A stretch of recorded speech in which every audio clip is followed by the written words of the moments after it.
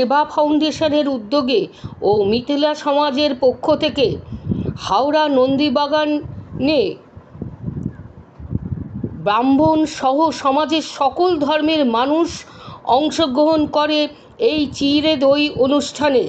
প্রত্যেক বছরের ন্যায় এই বছরও এই অনুষ্ঠান হয়। এই অনুষ্ঠানের প্রধান অতিথি ছিল তৃণমূল কংগ্রেসের প্রার্থী গৌতম চৌধুরী ও অরিজিৎ বটব্যাল এবং সংস্থার পুনম রায়। এই অনুষ্ঠানটি প্রধান আয়োজক বিকাশ পাঠক। তিনি জানায়, বিগত বছরের ন্যায় এবছরও এই দই চিঁড়ের উৎসব আয়োজন করা হয় এবং সকলকে নিয়ে আমাদের এই উৎসব।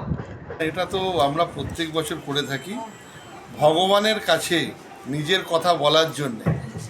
সেটা একমাত্রই হচ্ছে ব্রাহ্মণ, যারা পুরোহিত, যারা পুজো করে মায়ের কাছে, ঈশ্বরের কাছে, দেবতার কাছে, ভোলে বাবার কাছে, তারা আমার সামনে বসে আছে। তাদেরকে আমি হাত জোর করে প্রণাম করছি।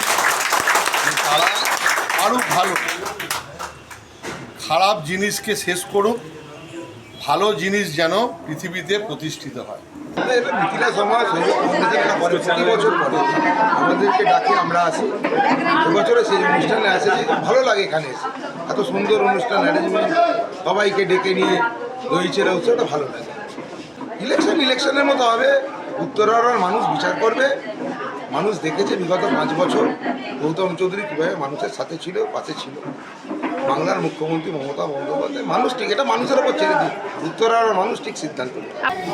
খুব সুন্দর কারিক্রম। তার মধ্যে গৌতম চৌধুরী আমাদের ক্যান্ডিডেট আছেন, এদিকে উত্তর হাওড়া। তাকে আমরা চাই, ব্রাহ্মণ দেবতা যতগুলো ছিলেন, গৌতম তাকে আশীর্বাদ করলেন, বিজয়ী ভব। বৈদিক মন্ত্র উচ্চারণ জন্য পুরো এই পূজা পাঠটাকে বিধিবিধান উনি কথা মতো উনি নির্বাচিত করলেন। আমরা চাইব গৌতম চৌধুরী আবার বিপুল ভোটে জয়ী হোক। এই ক্ষেত্রে উনি সেবক আছেন।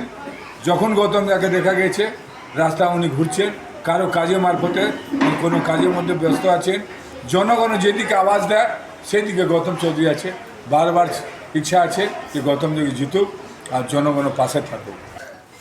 সব থেকে বড় ব্যাপার কি, আমরা প্রত্যেক বছরই এই কলকাতাতে গেল বছর ধরে, আগের বছর ভূতনাথে আমরা চিঁড়ে দই উৎসবটা করেছিলাম।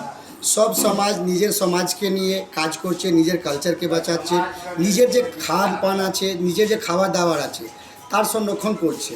আমিও একটা মিথিলা ছেলে হওয়ার দায়িত্বটা পূরণ করলাম। আজকে আবার আমরা 2026-তে উত্তর হাওড়াতে চিঁড়ে দই উৎসবটা পালন করলাম।